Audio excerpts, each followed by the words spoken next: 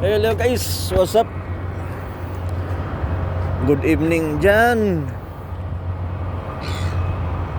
Good evening dito sa New Zealand.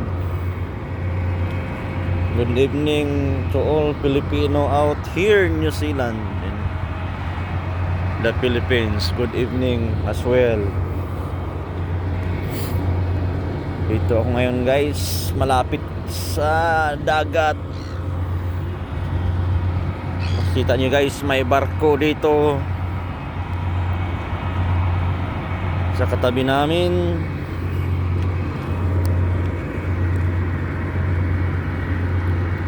Ang ano pala guys, ang barko na ito, ang karga ay wood chip.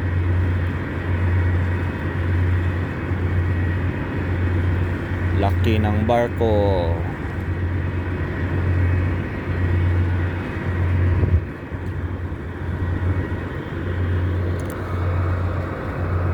Yung isa naman andun naghintay, nagwaiting na matapos tong isa nito makaalis, siya ang papalit. Dito pala kami ngayon guys, nakapila kasi paubos na yung karga. Andun yung barko namin sa kabila, oh, iikot kami dyan. Yung pinahagot namin na abono. Nakapila muna kami dito, gawa nung sinisimot na lang doon sa bako sa loob yung mga abono. Then baka daw pang last load ko na to guys, pang last na lang to na biyahe.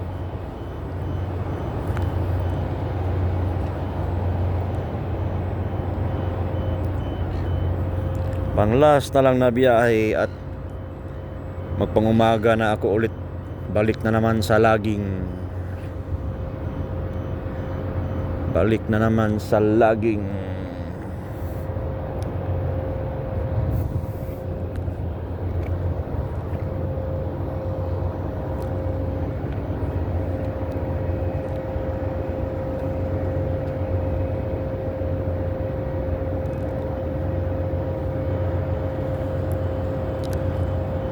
ito nga pala yung dala kong truck guys. Ano lang to guys, extra lang. Kasi yung driver nito na permis, pang umaga siya din. Ako naman ang panggabi.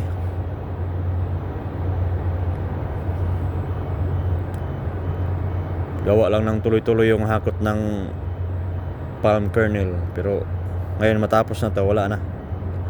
Back to normal na naman. Pang umaga na naman ako ulit sa log trucks. Bibiyahin na naman ang kahoy. Alright guys, akyat muna ako sa loob kay ang lamig, grabe.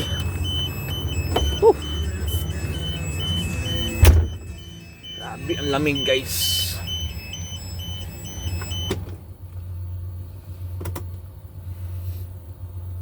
Alright.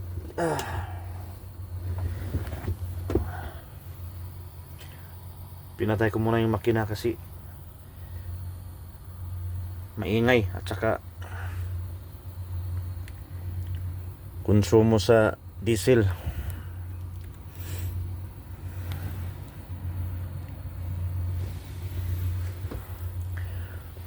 Alright. Sarap mamingwit oh. Kung may ano lang sana, fishing rod, mamingwit sana dito habang naghihintay. Alright. Alright